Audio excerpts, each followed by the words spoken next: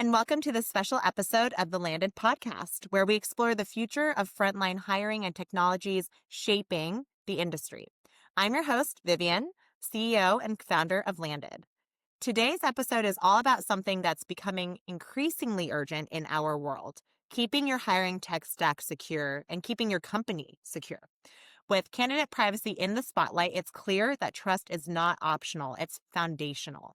And that's why I'm so excited to be joined today by Vladik Rikhter, co-founder of Watchpoint Labs, a company providing teams with a consolidated security and compliance foundation. Vladik has also spent over a decade as CEO and co-founder of Zenput, where he focused on food safety compliance for major restaurant chains like Domino's, Chipotle, and McDonald's, giving him deep expertise in hospitality compliance and operational security. So, Vladik, please introduce yourself. So excited to have you here today. Thanks, Vivian. Glad to be here. I don't know about deep expertise. We'll go like a level just below deep, somewhere decent expertise. That's what it'll be. Yeah. So thanks for having me on. As you said, going back initially back in 2012 was the co-founder and CEO of Zenput. And as you mentioned, we were basically doing food safety compliance, marketing compliance, brand standards compliance. Effectively, it was the first application that a team member would use after they clocked into work. And throughout the day, we would give them the list of things that they need to get done within the restaurant. So we ran that business for about 9.5 years. I got to about a little over 75,000 locations in 100 countries, 100 plus countries, 120 plus countries actually. And some of the brands that you mentioned, right, Burger King, Domino's, McDonald's, Chipotle, all folks that worked with us. And it was a sort of it was an awesome run. The company got acquired by Crunch Time, who's I believe one of the leading, if not the leading inventory solution provider into the restaurant space. So it still continues to live on and still continuing to grow. I think it's combined the companies now service over 150,000 locations. Awesome. Yeah. So took a little bit of time off afterwards and then decided, there's an extended version of compliance that kind of applies a little bit more broader in this in the cybersecurity space. And about a year ago, with one of my former chief product and technology officer, the two of us started together Watchpoint, which is, as you had mentioned, a consolidated suite of cybersecurity products for technology companies at the early stages. You've got to get your security foundations up and running. It's tough. There's a lot of vendors out there, and we think there's an opportunity to be able to consolidate that significantly under one roof as much as we can. So that's it. So that's what we're up to now. Excellent. Okay, amazing. I'm so excited given your experience in the industry and also having spent so much time thinking about this topic of security. So we're going to be diving into what secure hiring should really mean in 2025, what hospitality, HR, operation, technology, IT leaders should be thinking about now, and how companies can embed security in a way that builds long-term trust. So to kick it off, I'm just curious, right? Like, what are some common blind spots you're seeing when it comes to data security in the hiring process? And what do you think companies should be doing differently this year going into 2026? I think everyone's been sort of paying attention, playing around with all these AI tools Yes. over the course of the last couple of years. Surprisingly, I think like there's a very large subset of the population that uses it, and there's a almost an equivalent size population, if not greater, that has no clue what it is and still continues to do things in a much more manual process. The challenge with a lot of these tools is that if you haven't started to adopt them, you also don't know how to protect yourself from them as well, right?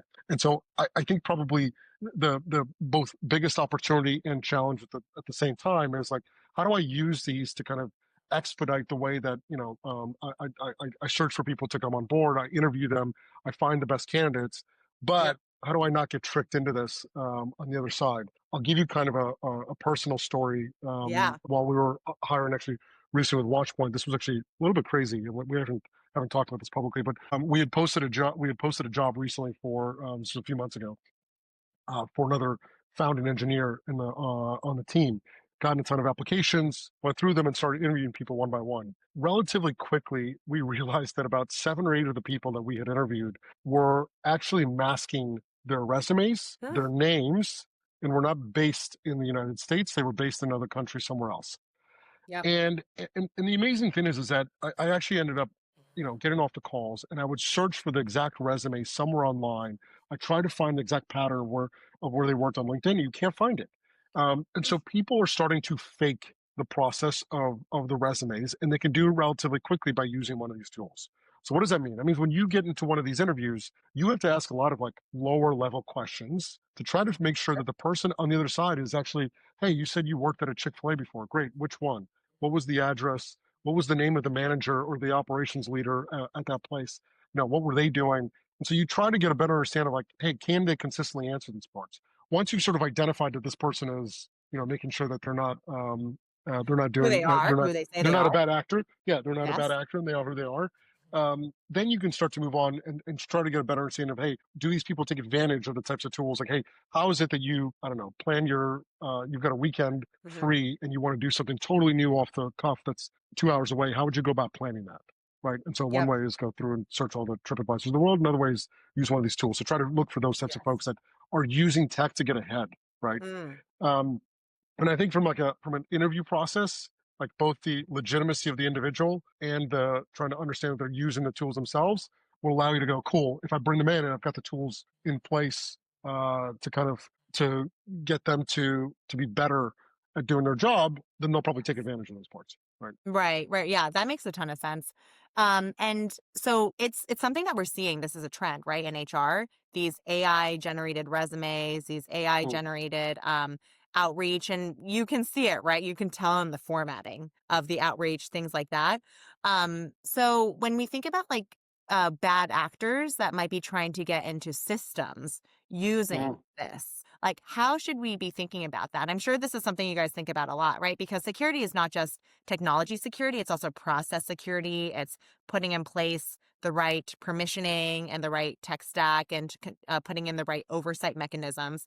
Like, what are some things that HR leaders or operations leaders should be thinking about for like just oversight? And we should not necessarily be like expecting bad actors, but we should always be planning for them. Is a philosophy that I hear sometimes from the HR side. So, what are your thoughts on that? Yeah, so look, I think the starting point of all this is something in the general like identity management space.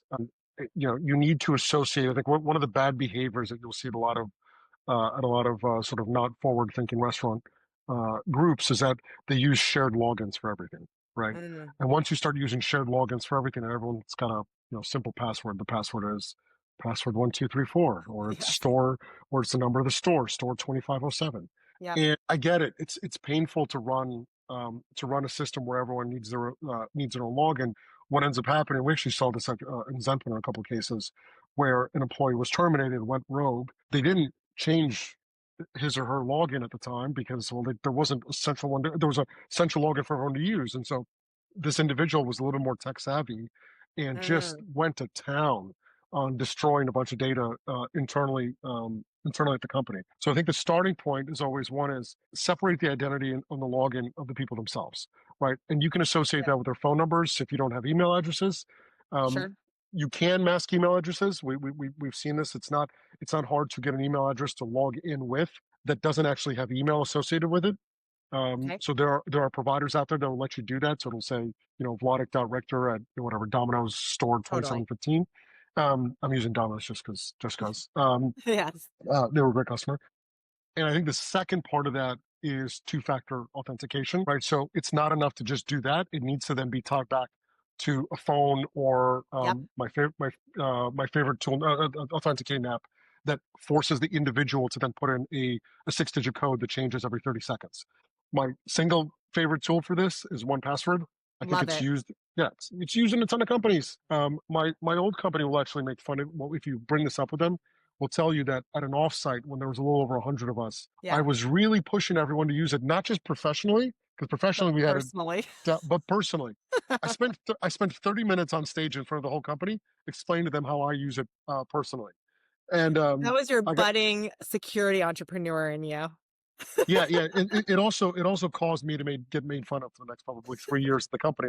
Anytime I said the word 1Password or anyone else said it, they would refer back to this 30-minute soliloquy or speech that I gave to the company. But look, I think these things are important. I mean, it's impossible with all the systems that you have nowadays. You shouldn't know the passwords to log into them, right? It's too Yes. much. So as much as you can, go through, give people the unique identification to get in there, make sure they have two-factor, and on the personal front, if they can, to kind of manage to do that, they should be using some sort of a password manager for sure. Yeah. And so you're starting to get in this. So, what does it actually mean to operationalize security in hiring tech or in tech in general? And how should companies ensure that their vendors are walking the talk when it comes to protecting sensitive data, such as candidate data, employee data? Yeah, good question. So I think, when you're engaging with outside vendors, the first question to them is, you're probably not an expert yourself, right? Far from it. No one's really an expert in cybersecurity except for the people that are paid to be experts in cybersecurity. But you can ask for something very simple of your vendors, which is, do you follow any of the certifications out there for in the cyber in just the broader security space? So a great example of that, especially in the US, is what's called SOC 2 Type 2s, SOC 2 the number and then type 2. And so what happens is that the vendor themselves need to go through a certification process that's been around for some time now, where they will have an outside auditor that comes in and audits all of the things that they're supposed to be doing to make sure that they're following kind of like the the security standards that they've held themselves to.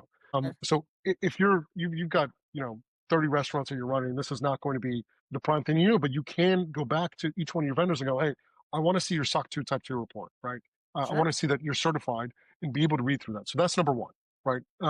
If they don't have that, look, at minimum, you got to make sure that their data is encrypted at rest and in transition. This is pretty sensitive stuff when it comes to like Totally. candidates and information and resumes. You don't really want to mess with that. So if by chance the vendor doesn't have that yet, and they likely will get at some point, look, at minimum, what they could have done is set it up so that their data isn't exposed all over the internet and being used wherever. So that's like a Sure. starting point. I've engaged with the company, right? Whether it's an I don't know, in an HRS system, a training system, whatever it may be, right? Um, and so that's like where you want to, once you've decided, okay, I've got one vendor that has that, I'm leaning more towards them, they're taking it seriously, that's great, right? Yeah. The next part is then you get into and using it. And going back to what I said earlier, like if you if the vendor has phenomenal track record with all this, and you're like, that's great, this is great, but my entire company is going to have one login. Horrible idea, terrible, awful. People will steal things. You won't know who's doing it. It's a Sure. massive mistake. So you've got to enforce role-based access, Yep. um, and you've got to make sure, frankly, that even the vendor has role-based access. I think in many cases they do, right? I don't know if I don't know, what sort of version of that you guys have instituted Oh, or yeah. landed, but At Landed, we see a lot, and because especially in the restaurant industry, the rules-based access needs to be at sometimes at the per role level. So it's not just the per location level. It's not just the role title level. It's not just home office versus in the field, but per role level, because a regional manager is different than a general manager, different than an home office.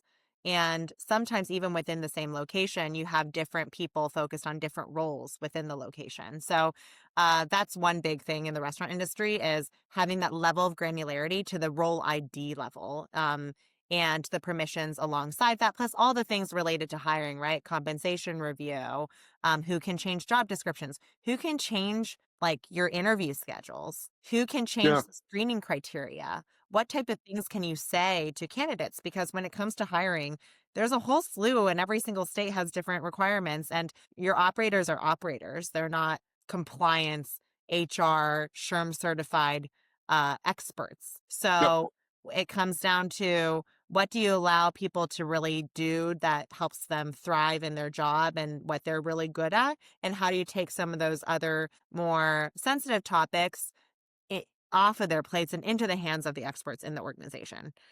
Yeah. And we did something similar with Zenput as well. It's like we had store level employees that could only do the work. We had managers that could approve some of the things. The field level people that could see multiple locations as opposed to one, and they could only, if they generated work, they could only generate work specifically for their locations, but they couldn't generate like certain types of work that was different than the rest of the organizations. You've got to have role based access. I think if you don't, many vendors will inevitably get there if they're thinking about it Sure. from the perspective of, hey, I want to service somebody that's got a few dozen locations and above. Those that focus on like sort of the independents or the ones and twosies, they don't have to worry about that as much because it's just not part of it, right? So Sure. role based access, and that goes same thing that goes hand in hand with the two-factor or multi-factor authentication, right? So something else to make sure that the individual is using it's got their phone next to them. And then I think from there it's okay. I've got picked out the vendor. They're great. They're secure, right? I've got all my roles assigned appropriately. The last part then is, and unrelated to the specific vendor itself or across all of them, you need some sort of incident response maneuver internally, right? Okay. So it may be that somebody notices at the restaurant level that the system's been compromised somehow, right? They need to be able to file tickets, and they need to be able to make sure that that ticket is routed to the right person internally to get it going, right? Now, so that varies based on the size of the restaurant group, right? Obviously, at a certain point in time, they'll have an IT person Hmm. that's managing a lot of this, and they'll be the ones responding to it. At a smaller level, they might be using an outsourced shop like managed security provider or managed Sure. service provider, something along those lines. But that's the way you sort of build it in to kind of have the different layers to make sure like I've got a great vendor. I've got to make sure that the right people are accessing this tool appropriately. And by the way, if anything ever breaks through and goes wrong at that point, I got to make sure I have a way to respond. Yep. Otherwise, if you don't have a way to respond, and you don't have anyone a way to submit it, what ends up happening is that people just get access to it and continue to live in it for a long time. And I think you get a lot of trouble that way, right? You've got compensation data, Yeah. personal information, you've got sales information potentially at the point of sale level, whatever it may be, right? Yep. And it's, I like that. yeah, and it's good hygiene. I mean, like if you don't do it, it just, I don't know, the amount of tools everyone has these days. I'm actually curious, like at Landed, do you know the amount of software tools that you guys use to run the company? Oh, a lot. Yes. We probably use over 50 different vendors. And that's a small number. And we continue to add them all the time. Yeah, so we actually had this at one point. I remember doing this with our CFO back in 21. At that point, we had about 130 people in the company, and Yep. he decided to do an inventory of all the technology tools that we're using, and there was 110 different tools that we were using. Right Oh, now, mind you, when you're building your own software, so much of that is related to only the engineering team. of So course. probably half of that was there. But look, we had four different project management tools because how marketing ran project management and how sales sometimes use it just like different. And so there Yep. was like some areas to consolidate, but the reality is like you have a lot of them. And so it's like, God, like, if one person leaves the company, it's like, man, you've got to go through and, remove them out of a lot of places. So we instituted part of our SOC 2 was Tim, who was our chief of product and technology and also our resident head of security at that time, who's now my Yes. co-founder at Watchpoint, had it where every quarter, anybody that was responsible for a given vendor,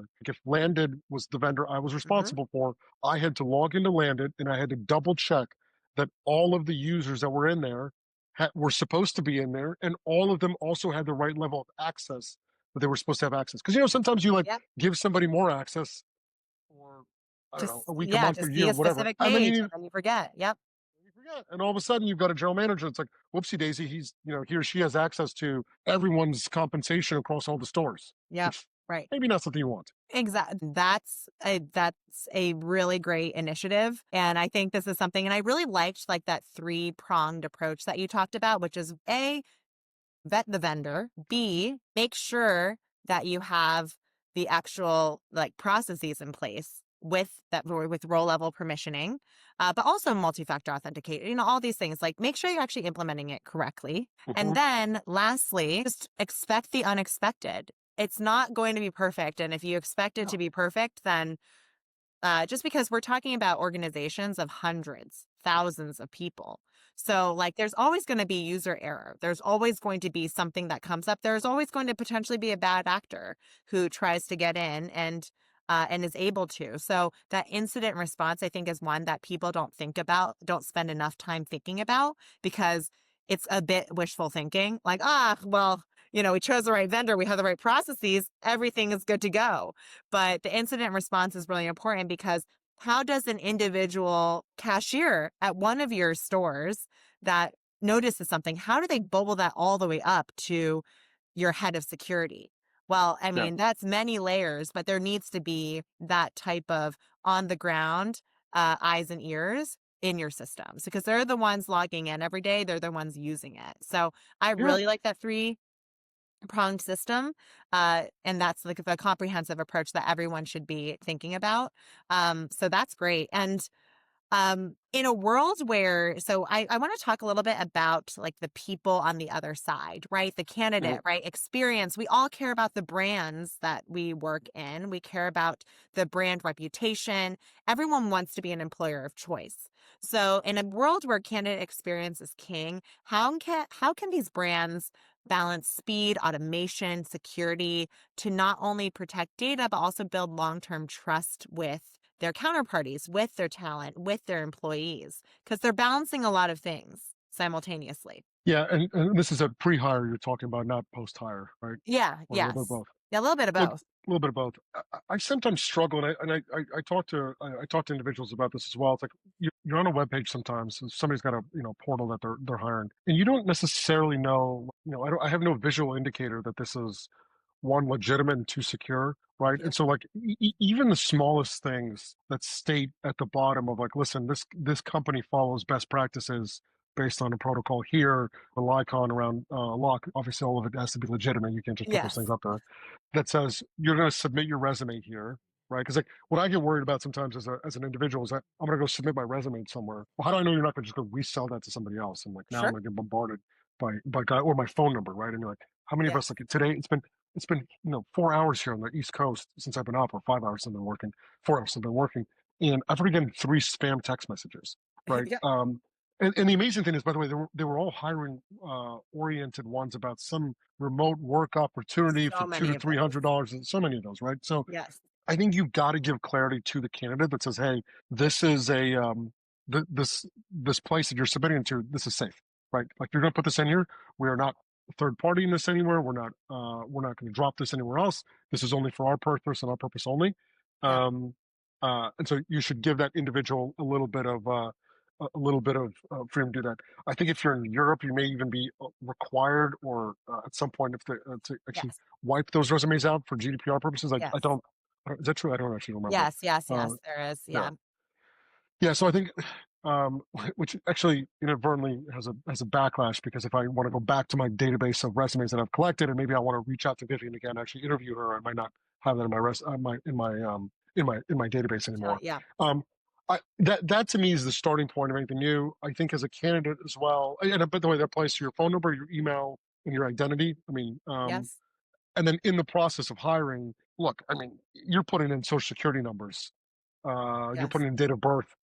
You got to make sure, like when you're doing this, and I'm sure you guys do this as well. Like it says, like, look, all this data is encrypted initially when you put it in transition at rest, and so you shouldn't have to worry about this, because like the last thing you need is your social security number leaked and people are taking out credit cards on your behalf. Right? So it's like Absolutely. communication both from the tool that's being used, like somewhere Yes. on it, and then also from hopefully from the company itself that From the they're applying to. Like, yeah, yeah, those Yeah, lines. I really like that. So it's applying some design thinking to the concept of security, because you are doing all this great work in the background. It's a matter of communicating that work to the candidate, to the people who are engaging with the brand. I think it's the exact same type of thing where if you have great ingredients for your product, meaning like the food that you're serving in the restaurants, you talk about that, you shout about that from the rooftops. Why don't you do the same thing for security and for how you really respect people's privacy, and you respect their right to have a very secure system that they're engaging with, because they trust the company that they're going to be working at. So Are you similar. proposing that we do like? Are we proposing that we do like an organic version of security, and like pasture raised, and then okay, really, no, I'm kidding. Yes, But yeah, I agree with you. I agree with you completely. It's like folks don't understand. Like you need these symbols for people to understand that, hey, this is legit. How do I know this website isn't just like a front to catch my information and resell it somewhere else? absolutely, absolutely. I really yeah. We're gonna think about coining that, right? We got some organic, pasture raised, cage free security, That's but like that. just for the restaurant industry. Yeah, Well, this has been really awesome. Thank you so much for joining us on this special of course. episode of the Landed Podcast. Huge thanks for sharing your insights on security and compliance in the HR, in the hiring space, in the operations space. So, if you would like to learn more about keeping your hiring secure, building trust in high volume hiring, please feel free to reach out to us at partners@gotlanded.com anytime. Connect with both of us on LinkedIn. Vladik here is a security expert. I'm sure there are many. If you have questions, you can direct them over to him and Watchpoint Labs. And until next time, that is a wrap. Thanks, everyone.